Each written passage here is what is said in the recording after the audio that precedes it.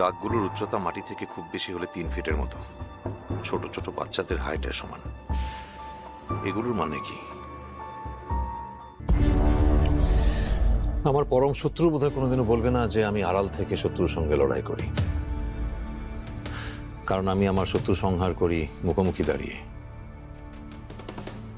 চোখে চোখ রেখে।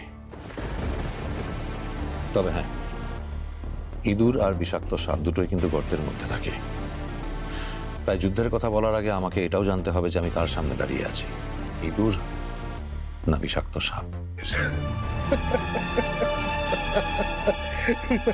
না, আপনার কোনো দোষ নেই ডিসিপি সাহেব। আসলে সমস্তটাই সঙ্গ দোষ। এই সারাক্ষণ খুন খারাপি ক্রিমিনাল এইসব নিয়ে নাড়াঘাটা করতে করতে আপনার মনটাই কেমন অন্ধকারে পড়ে গেছে। আপনি এই আমাকে দেখুন, আমার মনটাও কিন্তু শিশুর মতোই সরল। ঠিকই বলেছেন, আমার মনটা একটু অন্ধকারে কিরকম যেন ভরে গেছে। এই দেখুন না, আপনি বললেন সরল আর আমি শুনলাম গরল। বিষ না, না ডিসিপি সাহেব, ছোট ছোট শিশুদের মাঝে থাকলে মন উদার হয়। এখানে এসে আপনি যে সমস্ত বাচ্চাদের দেখলেন না, ওরা আমার প্রাণ প্রাণ কুমড়াও বলতে পারেন। আবার দেখুন না, আমার আমার পছন্দের খেলাটাও কেমন বাচ্চাদের মতো অদ্ভুত। দেখুন, জানেন ডিসিপি সাহেব, আমার কিন্তু ছোট থেকেই লক্ষ্যভেদ করতে খুব ভালো লাগে।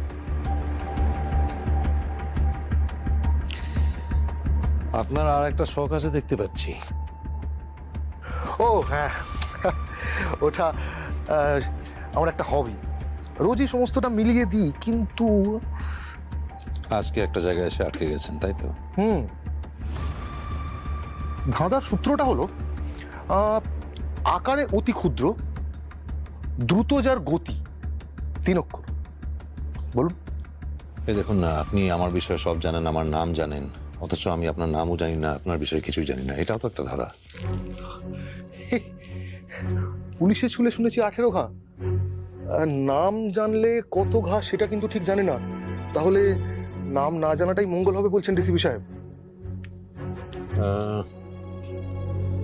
ক্রিমিনালদের মনে অনেক ভুল ধারণা থাকে, জানেন তো, এটাও তার মধ্যে একটা। আপনার ধাঁধার উত্তর হলো মুশিক, মানে ইঁদুর। একটু আগে যার কথা বলছিলাম, ভয় পেলেই যে গর্তে লুকিয়ে পড়ে। বাহ, আমি লিখে ফেলি উত্তরটা। Thank you.